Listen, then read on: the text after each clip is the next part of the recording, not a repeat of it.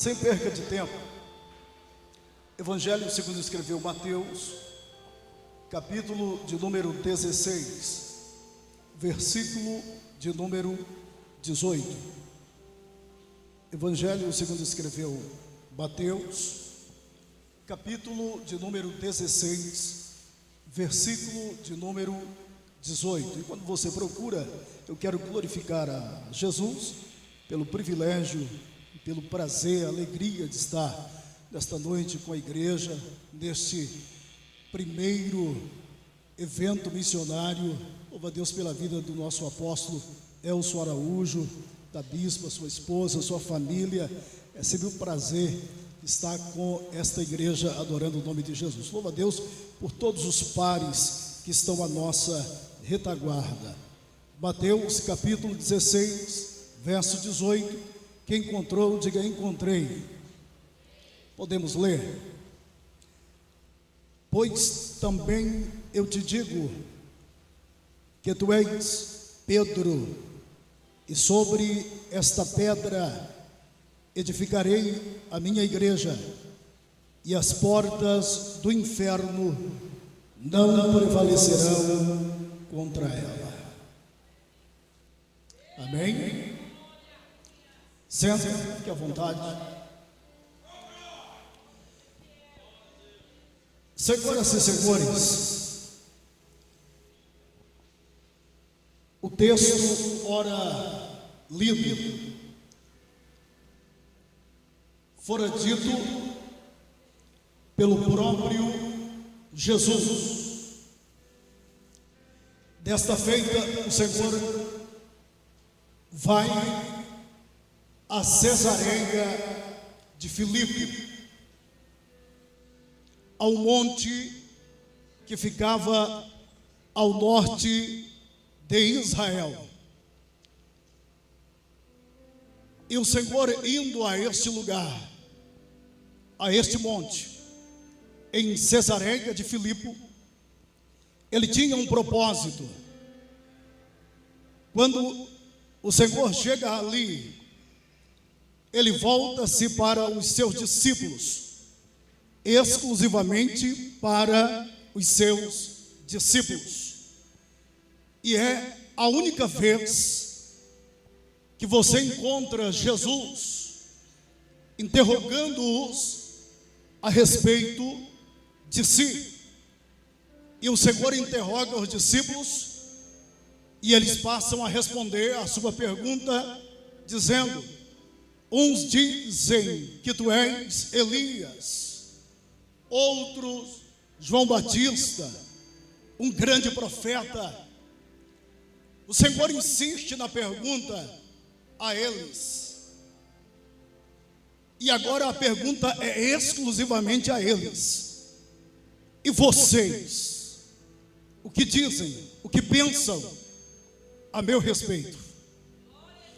A Bíblia diz que Pedro, ele tomou a palavra e falou de uma forma afirmativa: tu és o Cristo vivo que havia de vir. Quando Pedro faz esta afirmação, o Senhor Jesus toma a palavra e dirige a ele: não foi a carne e nem o sangue que te revelou, mas meu Pai que estás no céu.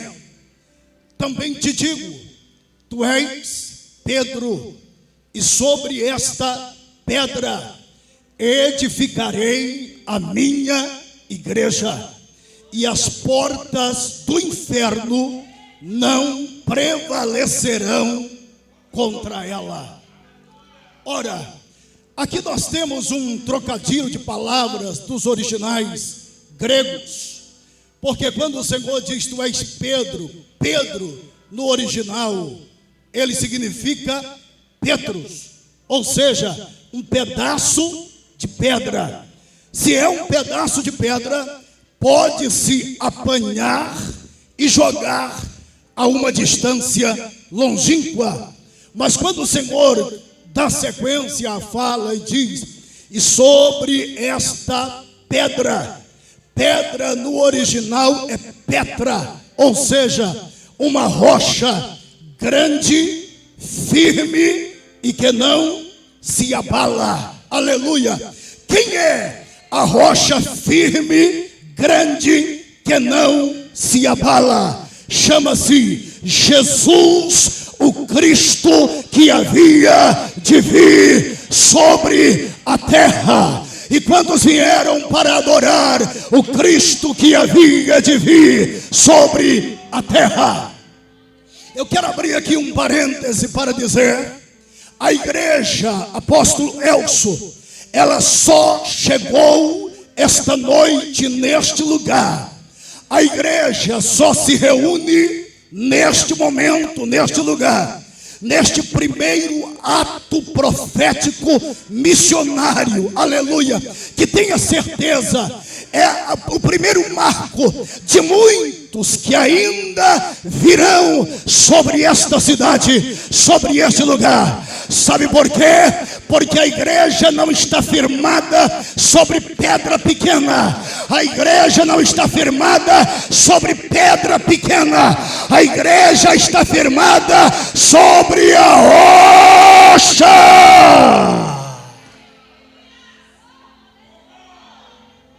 Aleluia. Mas olhe para cá. Quando Cristo está neste lugar, Ele não foi simplesmente ali para fazer uma apresentação de si mesmo. O Senhor Jesus, Ele está em uma montanha, uma rocha. E naquele lugar havia muitas pedras altares. Porque aquele lugar, especificamente, naquela montanha, ela tinha um Deus. Ela era consagrado ao Deus Pan. Pan era um deus da mitologia grega, que seria filho de Mercúrio. E ele teria nascido com, da cintura para baixo, semelhante a um homem, e da cintura para cima, semelhante a um bode. A figura de Pan tem a cabeça de um bode com chifres de um bode.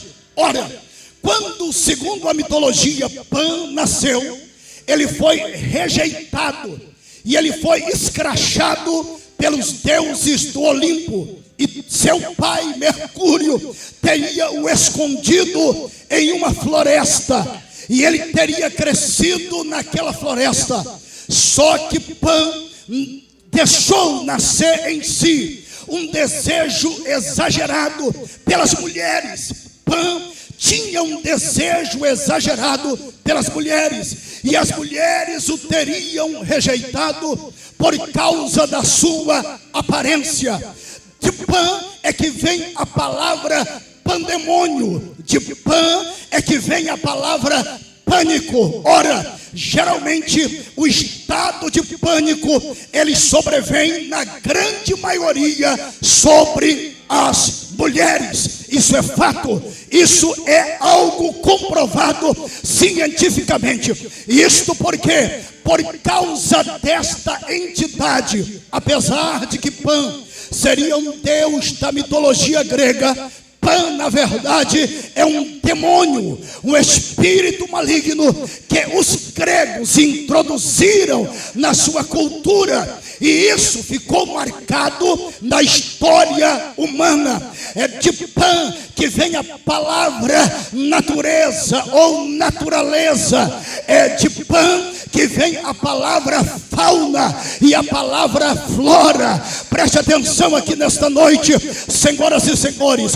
E naquele lugar existia uma cavidade gigantesca, um buraco gigantesco, e no fundo dele corria um rio. E as pessoas que iam àquele lugar, na grande maioria, elas levavam mulheres virgens, e a mulher virgem era colocada sobre um altar, sobre uma pedra, e um sacerdote de Pan pegava o punhal e cravava o punhal no coração daquela mulher virgem em oferenda, em homenagem a Pan. E isso serviria para que o arroz produzisse com abundância. Isso servia para que o feijão produzisse com abundância. Isso servia para que o azeite produzisse com abundância. Então o Senhor Jesus está naquele lugar, interrogando os discípulos, o que as pessoas falam a respeito dele, o que os discípulos pensam a respeito dele. E eles vão dizer: tu és Elias, tu és um grande profeta. Pedro diz: tu és o Cristo vivo que havia de vir. E ele vai dizer: não foi a carne e não foi o sangue quem te revelou, porque eu estou aqui neste lugar onde os homens da terra adoram um Deus que não é verdadeiro, adoram um Deus que tem um portal que leva para o Hades, que leva para o inferno. Mas eu estou aqui para dizer que eu sou o caminho, a verdade, a vida, a ressurreição, a esperança, a alegria, a vitória, o poder, a glória, a graça, a vida.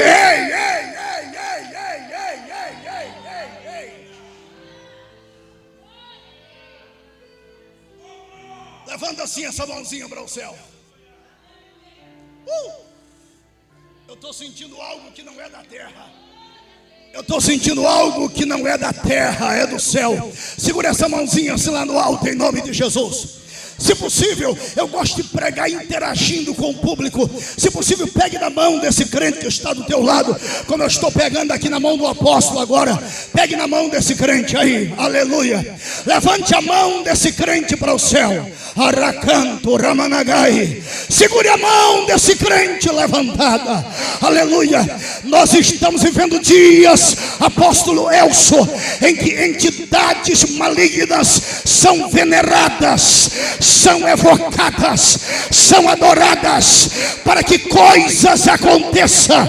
Mas a igreja, pastoreada por este homem, conclamou este ato profético missionário nesses dias, aqui na cidade de Canaã dos Carajás, para dizer: sai da frente, capeta!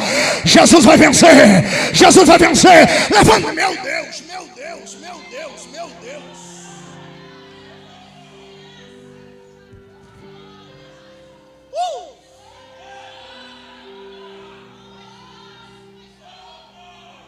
Aleluia, aleluia, aleluia. Eles saem dali convicto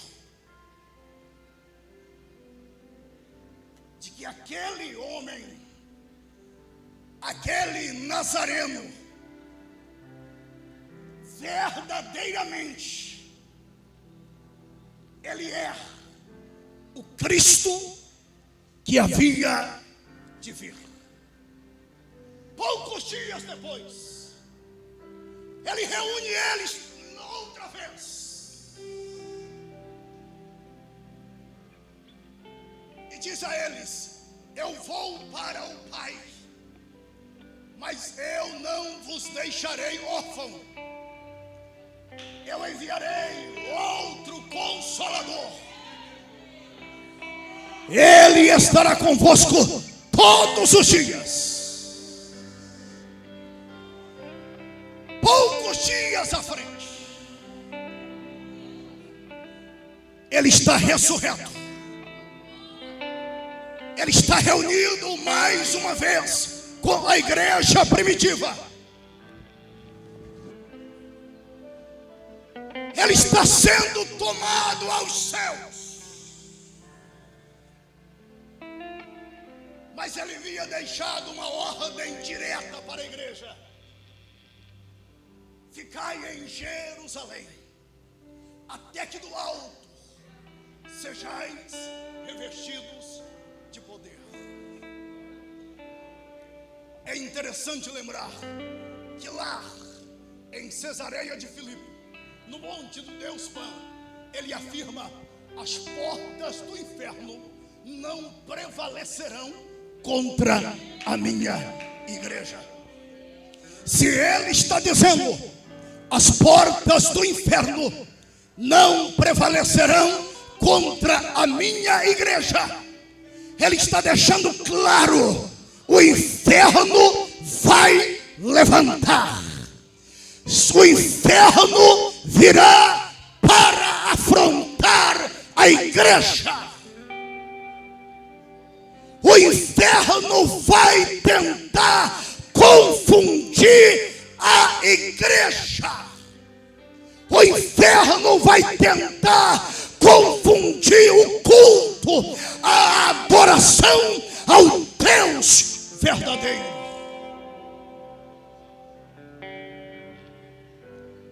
Escuta, e os discípulos ficam esperando a promessa de revestimento de poder. E na manhã do 10º dia do clamor, eles estão orando e resta apenas. Isso é interessante porque desde que existe Pentecostes, pastor, geralmente o culto, a adoração começa com uma multidão, mas quando chega na hora do milagre, sempre tem a minoria. Canavas, meu Deus, aleluia, aleluia.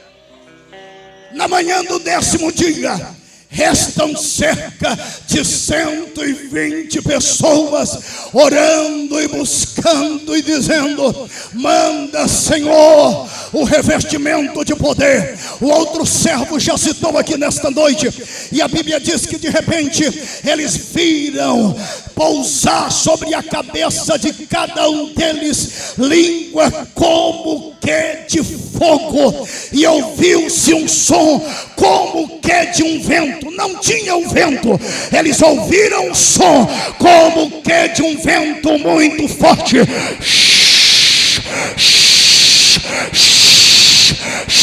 Era machore candarai, alabra súbia.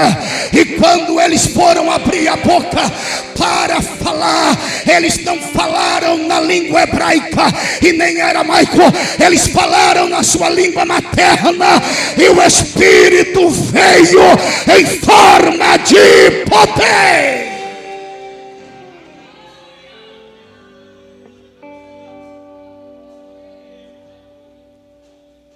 Vou já devolver o microfone. Eles levantam, porque eles começam a ser confrontados. As pessoas lá fora estão gritando, os crentes estão doidos, estão bêbados, embriagaram-se. E aquele que era um dos mais atabalhoados andando com Jesus, porque em um momento ele chega para Jesus e diz: Senhor, em teu nome os demônios nos obedecem. E Jesus diz para ele: não alegra porque os demônios te obedecem, alegra porque o teu nome está escrito no livro da vida no céu. Aleluia. Em um momento ele está cheio, oh glória, tirando água do ouvido. No ato seguinte ele está falando o que Jesus está dizendo: eu vou ser preso, eu irei ser crucificado, irão tirar a minha vida. E ele está dizendo: jamais isso acontecerá. Em um momento ele está cheio, em outro momento ele está setado, e as palavras que saem da sua boca não são próprias da sua natureza. E Jesus olha para ele e diz: para trás de mim, Satanás. Mas agora ele está revestido de poder. E ele levanta ousado e vai pregar uma das maiores palavras de todos os tempos. E quando ele encerra a sua pregação, mais de 3.000 almas. E aqui eu quero dar um tema para esta mensagem. Diga comigo: a igreja. Diga mais forte: a igreja missionária. Diga mais forte: a igreja missionária. Até este dado momento, eles estão em uma sala, eles estão temerosos, mas agora eles estão revestidos de poder. Aleluia. E eles revestidos de poder, eles saem do lugar de temor E ele sai pelas cidades da Judeia, ele sai por Samaria, pregando a palavra de Deus, curando os enfermos, ressuscitando os mortos, dando vista aos cegos. E por causa disso, o inferno, ele se levanta. E o inferno começa a colocá-los em prisões. O inferno começa a extirpá-lo e arrancarem as suas peles. O inferno começa a arrancar as suas cabeças. O inferno levanta, mas eles não param de pregar e dizer: Jesus Cristo cura. Isso aqui é uma analogia minha. Jesus Cristo cura, salva, batiza com o Espírito Santo e leva para morar.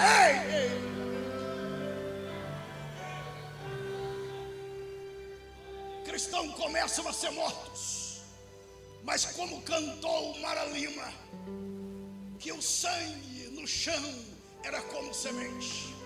Quanto mais crentes morriam, mais crentes nasciam.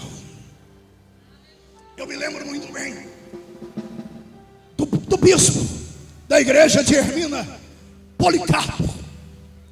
Quem já não ouviu falar de Policarpo? Pastor de uma das maiores igrejas da época. Um dia ele, tomado por Deus, ele assume o altar da igreja e diz: olha, eu irei a Roma.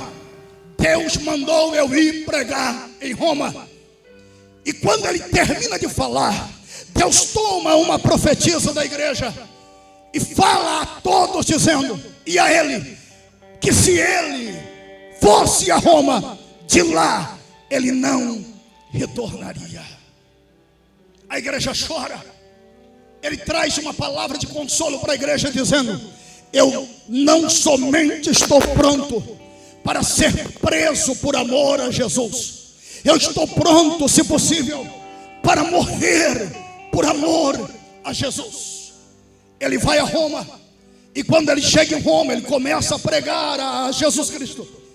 Logo em seguida ele é preso, ele é julgado, e o julgamento dele, a sua sentença é para se cumprir na praça da cidade. Ele está, eu estou sintetizando o texto, ele está amarrado a uma estaca. O cônsul da cidade conhecia ele, e o cônsul chega para ele e diz: Policarpo, para com esse negócio de cristão, porque em Roma havia um culto chamado culto ao imperador. Todo imperador era adorado como Deus. E o cônsul diz a ele: para com esse negócio de cristão, reconhece o imperador como Deus, porque se você não fizer isso, a lenha que está em volta de você será acesa e você morrerá queimado. Ele toma a palavra, enche o pulmão de ar e grita em alto e bom som dizendo: nenhum poder vocês teriam de acender esta fogueira e atear fogo no meu corpo se não houvesse permissão de Deus. Tem 86 anos que eu aceitei a Jesus. Tem 86 anos que Jesus Cristo só me faz o bem. Ateia fogo, acende logo a fogueira. Vocês irão queimar a minha carne, os meus ossos, mas a minha alma, ah, meu Deus, a minha alma repousará na eternidade.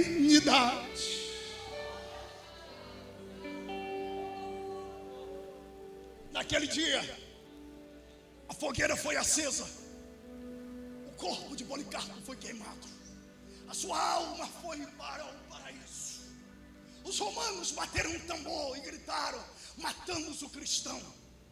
O que os romanos não sabiam é que o ato de Policarpo ser queimado em praça pública clareou a cidade de Roma e fez com que milhares de pessoas fossem para a praça ver o que estava acontecendo. E diz a história que enquanto o corpo de Policarpo queimava, em meio à fumaça descia do céu uma luz resplandecente, e todos que chegaram ali viram aquela luz, e várias pessoas dobraram os joelhos e gritaram: perdoa a minha alma.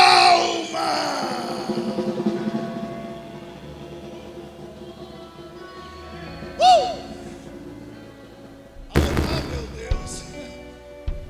Você acha que você está aqui, que nós estamos aqui, é porque somos bonitinhos? É porque temos uma dicção extraordinária? É porque pregamos bem? Aleluia! Eu tenho vou fazer 48 anos de idade. Eu tenho 30 anos pregando o evangelho. Quando eu comecei a pregar, minha voz era limpa. Hoje a minha voz é embargada, é rouca. Eu estou cansado de pregar. Eu oro para Deus dizendo: Senhor, levanta pregadores, levanta profeta, lava, súbia, arabacanda, arabacalabai. Oh glória, levanta a mão para adorar, porque estamos aqui. É porque Ele é bom. Ele é bom, Ele é bom, Ele é bom, Ele é bom, Ele é bom. Ele.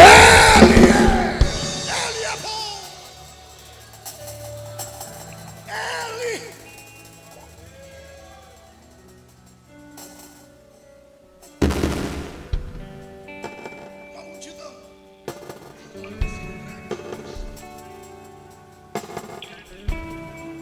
O inferno não desiste. Ele continua tentando.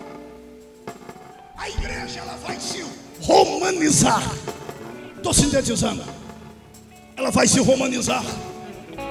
O império político romano vai se tornar o império religioso romano. O império romano é o único império que ainda não ruiu. Ele deixou de existir politicamente e existe religiosamente. A igreja, ela vai se romanizar. E quando a igreja, ela está romanizada, ela vai se perverter, porque Roma era pervertida. O verdadeiro evangelho, ele vai ser proibido de ser pregado. As Bíblias, elas vão sumir dos altares, e textos ditados por uma autoridade suprema será enviado às catedrais para que se leiam nelas. Mas mais de 1000 anos depois, Deus, irmão, baixa um pouquinho o fundo musical aí. Deus, por maior que sejam as dificuldades, por maior que sejam as guerras, Deus sempre preserva os remanescentes. Em um período chamado de Idade das Trevas. Idade das Trevas, pastor, é porque não havia luz, não havia sol, não havia azeite. É porque a igreja romanizada proibiu as pessoas de aprenderem a ler. Porque essa é a arma mais usada pelo diabo: a sujeição, a submissão, a imposição.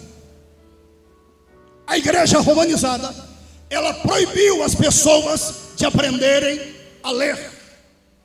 E esse período ficou conhecido como Idade das Trevas. Mas Deus, Ele sempre guarda e preserva o remanescente. E ali naquele lugar de trevas, Deus está na vida de um homem chamado John Huss. Ou seja, João Ganso. João Huss, Ganso. João Ganso, John Huss. E ele começa a combater as heresias agora apresentadas pela igreja. Sintetizando, por causa disso ele é preso, ele é julgado e sentenciado à morte. E quando ele está no corredor da morte, o Espírito que veio em forma de poder no dia de Pentecostes veio sobre a vida dele.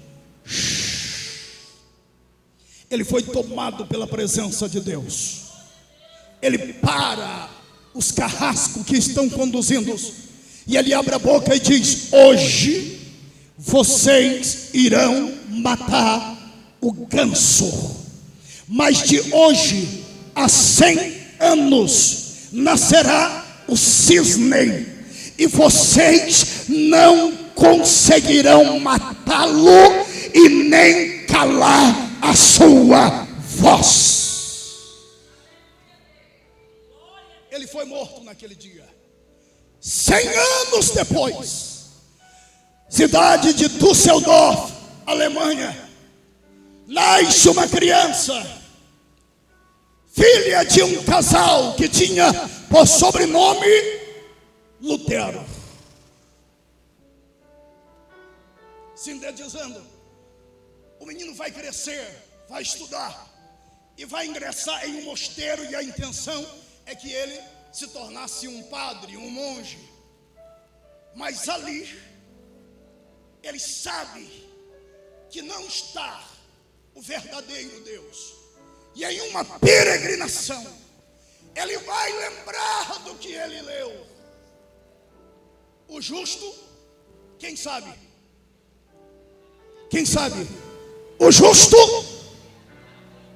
viverá, e se ele retroceder, a minha alma, ele levanta-se convertido. Ele vai se tornar monge. Ele vai afixar na porta da catedral que ele dirige 95 teses. Ele vai calar a boca da igreja romanizada. Ele vai ser chamado de protestante, porque ele protestou contra aquilo que estava errado. Sintetizando, depois vieram os Wesley, em sequência vieram os calvinos. O evangelho é traduzido do latim para o alemão, do alemão para o inglês, do inglês para o sueco, do sueco para as demais línguas. E a palavra de Deus volta a ser pregada sobre a face da terra. E escute aqui, olhe para cá. Já estou devolvendo o microfone.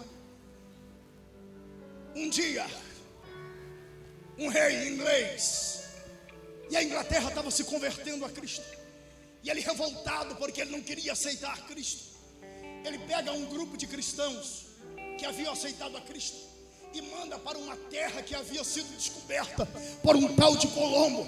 E ele manda esses cristãos para lá com um propósito: morrer. Porque Colombo, quando voltou, disse para ele: a terra é grande, mas cerca de 65% da terra é deserto. Outra coisa, a terra tem as piores serpentes da terra. E o rei manda esses cristãos para lá, para que eles morressem. Mas quando eles chegam lá, escuta aqui, crente, ao invés da morte, por causa da vida dura na terra, eles vão se organizar. Mais tarde eles vão criar os estados. Depois eles vão unificar esses estados e vão chamá-los de Estados Unidos da América. Sabe por quê? Mais tarde eles se tornam a maior nação evangélica da terra. Sabe por quê? Para cumprir a palavra que diz: feliz é a nação cujo o Deus é o Senhor. E este novo país, agora junto com o país de origem, Estados Unidos e Inglaterra, eles vão ser os porta-voz para que o evangelho de Cristo seja espalhado pelas demais nações da terra. Já vamos orar. E um dia, em meio a uma comunidade de cristão batista, um casal é mandado para uma cidade da Noruega, para a capital mesmo, para Oslo. E naquele tempo, não muito longe de hoje, a Europa, quase toda a Europa, ela viveu um período chamado Cortina de Ferro, liderado pela Rússia, liderado por um cidadão chamado Joseph Stalin, liderado por uma ideologia que derrubou as igrejas, todas as igrejas, prenderam os cristãos, mataram milhares de cristãos. E Stalin ordenou que todos deveriam ter uma fotografia sua em casa, e que ele era o Estado, e que o Estado era Deus. E um casal de missionário é mandado para a Noruega, e eles vão para uma praça da cidade de Oslo, e eles arrumam uma caixa de tomate, sobem em cima dela, e eles vão pregar uma mensagem simples, muito falada: Jesus Cristo cura, Jesus Cristo salva, batiza com o Espírito Santo e leva para o céu. Escute, eles pregaram esta palavra durante uma semana. Eles tiveram apenas um ouvinte, um garoto que vendia pirulitos em um tabuleiro. E depois de uma semana, aquele casal desapareceu. No dia seguinte, aquele garoto está lá e o casal não está. No outro dia, o garoto está lá e o casal não está. O casal foi morto pelo sistema político da época. E aquele garoto que ouviu durante uma semana: Jesus cura, salva, batiza com o Espírito Santo e leva para o céu. Ele pegou o tabuleiro de pirulito, colocou como tribuna, e ele falou em língua local: Jesus Cristo cura, Jesus Cristo salva, batiza com o Espírito Santo e ele leva para o céu. A guarda daquele lugar prendeu aquele garoto, bateu nele, proibiu ele de falar de Jesus. No dia seguinte ele estava lá: Jesus cura, salva, batiza com o Espírito Santo e leva para morar no céu. Ele foi preso, foi levado para uma cela. Nós vamos orar já. Ele foi levado para uma cela. Naquela cela botaram uma gravação durante 3 dias, e a gravação falava sem cessar: Jesus Cristo não, comunismo sim. Durante 3 dias.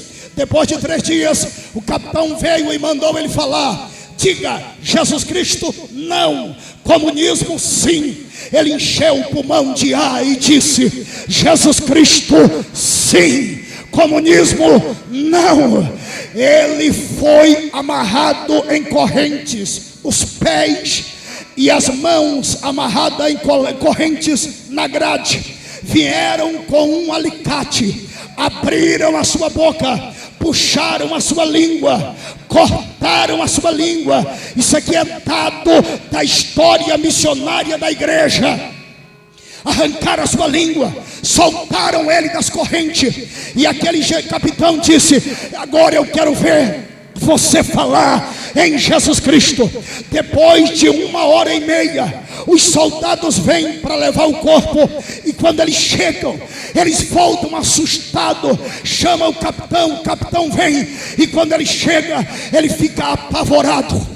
A criança havia morrido, todo o sangue derramou por causa da sua língua cortada, e ele morreu. Mas antes da sua morte, ele passava a mão na boca, melava a mão de sangue, e ele escreveu na parede da prisão: vocês cortaram a minha língua, mas vocês não cortaram Jesus Cristo da minha alma. Eu aceitei a Ele.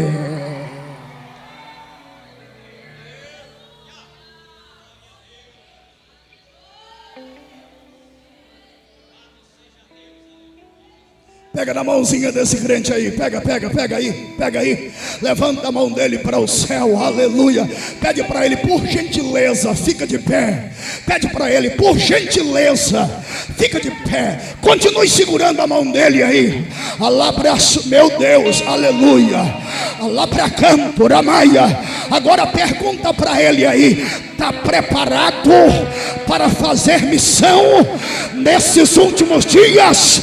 Diga, está preparado para fazer missão nesta última hora? Segura, fica de pé, segura o fundo musical, segura. Bem recente. A ilha de Cuba já foi uma das ilhas mais evangelizadas da terra. Mas quando uma ideologia chegou lá, liderada por um cidadão chamado Fidel Castro, ele derrubou todas as igrejas.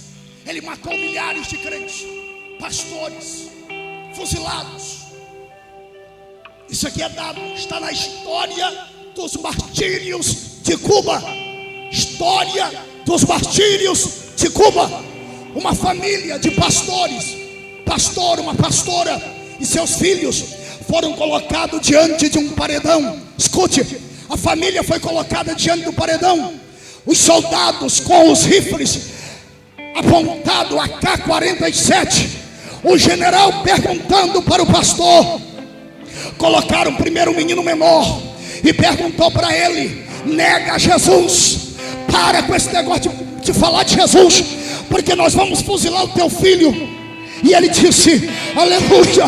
Ele olhando para sua esposa, que chorava desesperada, ele começou a cantar.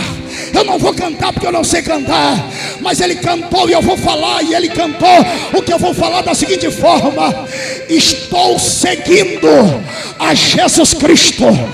Desse caminho eu não desisto, atrás eu não volto,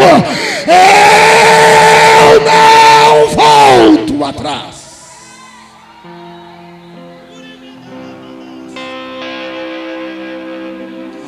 Tiraram a vida do filho, tiraram a vida da filha. Calabra chore calabai, alabra soque mandarai. Quando foram atirar na esposa, ele olhou para a esposa e disse: filha, eu não quero te perder. Ela começou a olhar nos olhos dele e ela começou a cantar e a dizer: desse caminho eu não desisto. Adora, ei.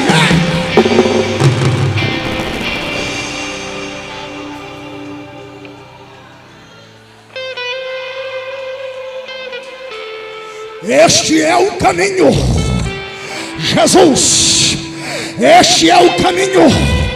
Ele é o Cristo vivo que havia de vir. Uramaia séria, Urimicandaraia. Este é o caminho. Andai nele. Cadê a igreja missionária? Recebe aí. Recebe.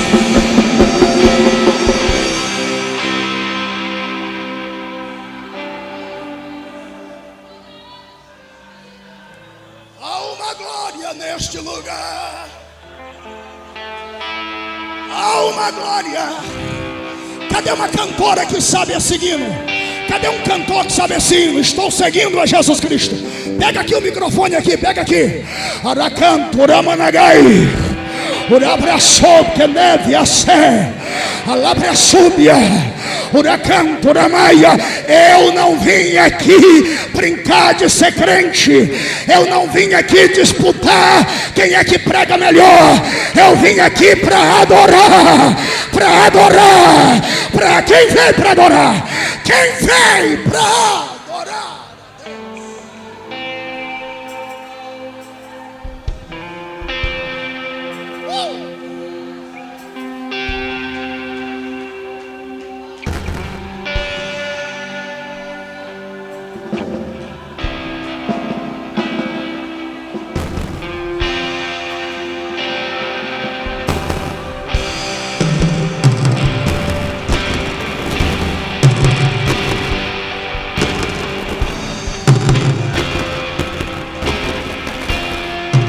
Se eu fosse você, aproveitava para adorar.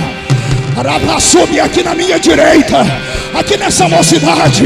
Se eu fosse você, aproveitava para adorar. Aqui na minha esquerda, aqui no altar. Alaia cantora, mas seu Deus.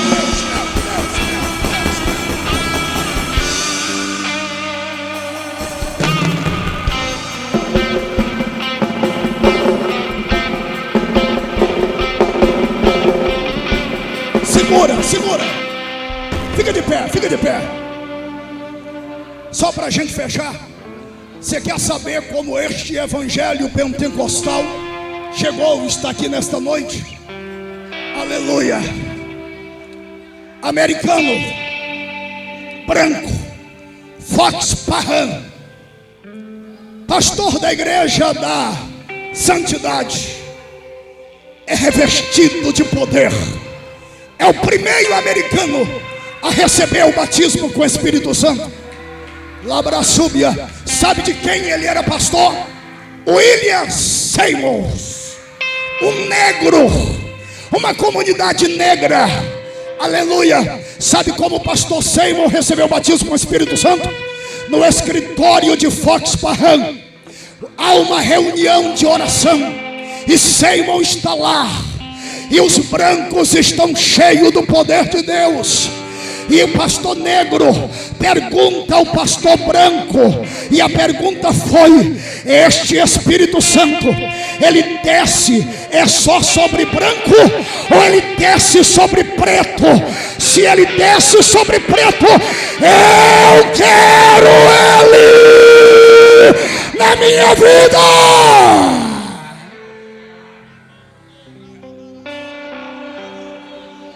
Pastor branco, com a oração, com a equipe de oração, levantou as mãos. E como Paulo sobre a vida de Timóteo, ele foi cheio do Espírito Santo de Deus.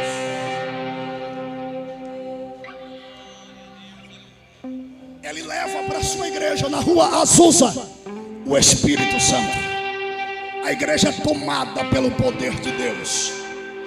Havia acabado de chegar lá 2 polacos da Suécia, 2 branquelos, recebem o batismo com o Espírito Santo.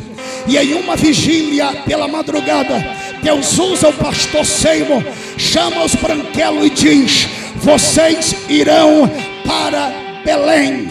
Havia 2 Belém no mapa Oriente Médio e Belém do Pará. Aí Deus disse: os polacos vão para Belém do Pará. Ora, por que Deus não escolheu Rio de Janeiro, que era a capital na época? Por que Deus não escolheu São Paulo, que era maior do que Rio? Por que Deus não escolheu Salvador? Sabe por quê? Porque Belém significa terra de pão, terra que tem pão. Deus queria alimentar o Brasil com o pão da palavra sobre a face da terra.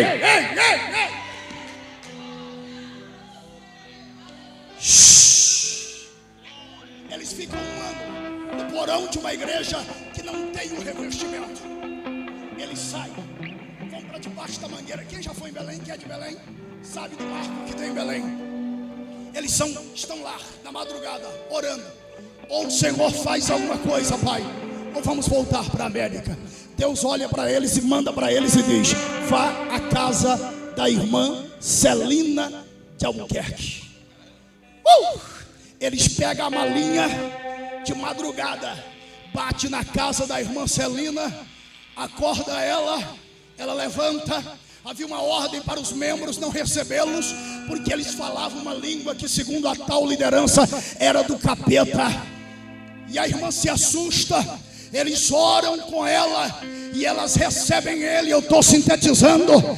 Dias depois, em uma reunião de oração, Deus está usando Daniel Berg na Vingre, na pregação.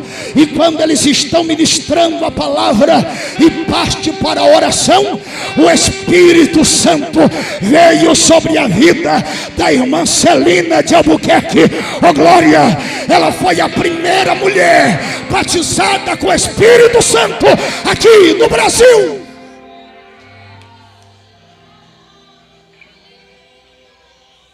Dias depois, outra irmã chamada Margarete é revestida de poder. De Belém. Escuta, diga comigo assim: de Belém. Diga: de Belém. Deus, diga: Deus vai alimentar o Brasil e o mundo. Diga: de Belém. Deus vai alimentar o Brasil e o mundo. Diga: Belém é pão. Diga: Belém é pão. Diga: o pão que alimenta a fome da alma. Oh glória. Diga: de Belém chegou a minha pessoa. Diga: de Belém chegou a minha pessoa. Diga: hoje. Diga mais forte: hoje eu sou o pão. Diga: eu sou o pão. Diga que vai gerar pão.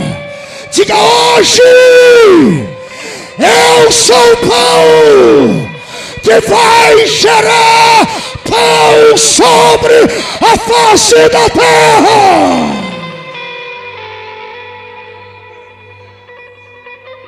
Como eu, pastor? Se Jesus que disse: eu sou o pão da vida. E quem mora em você? Quem mora em você? Pergunta para esse crente: quem mora em você?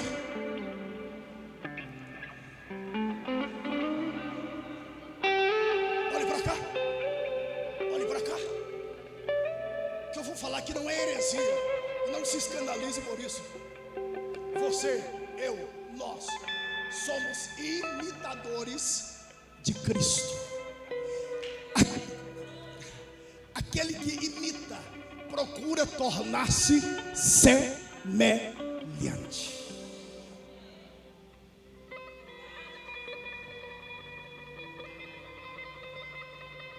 Segura um pouquinho o fundo musical. Eu pergunto para essa igreja, e é uma pergunta que Deus manda fazer.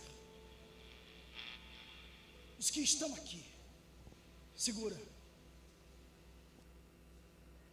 Você está preparado para ser missionário nesta última hora?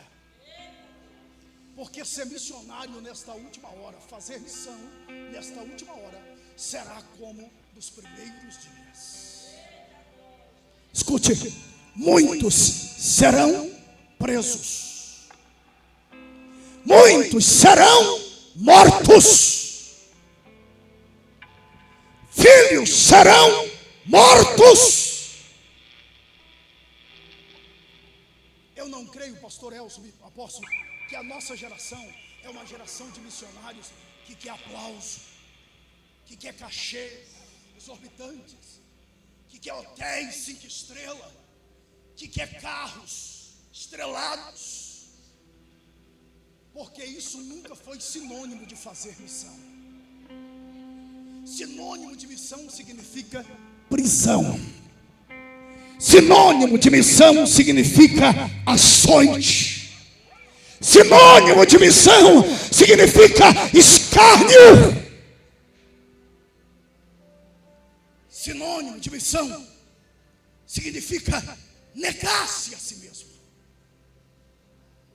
perder filhos, perder pais, perder famílias, mas estar diante do Senhor, olhe para cá, e dizer a Ele: conta comigo, Jesus. Conta comigo, Jesus. Não, eu acho que você não está entendendo aqui, não.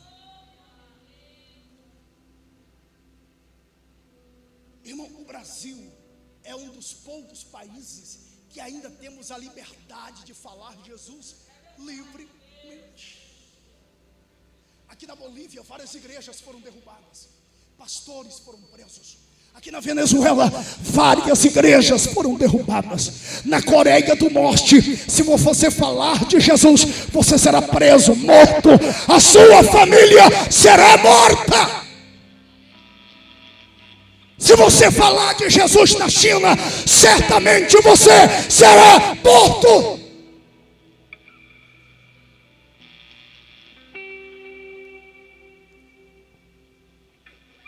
Mas isso aqui é um projeto missionário para acender nos presentes o desejo de ser canal de bênção para outras pessoas, de entregar a sua vida como instrumento nas mãos de Deus e dizer: Senhor, eis-me aqui, envia-me a mim.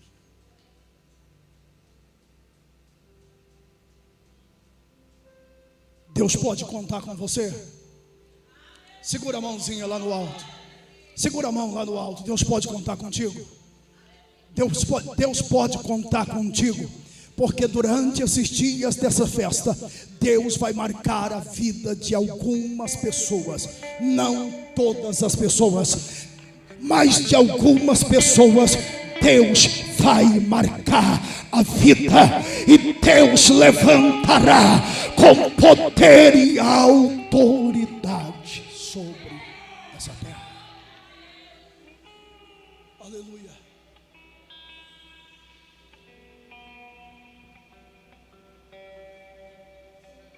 Que Deus te dê força, que Deus te dê graça, e que Deus te dê ousadia para ser firme e constante neste propósito. Que Deus abençoe. Aqui eu encerro a minha participação em nome do Senhor Jesus.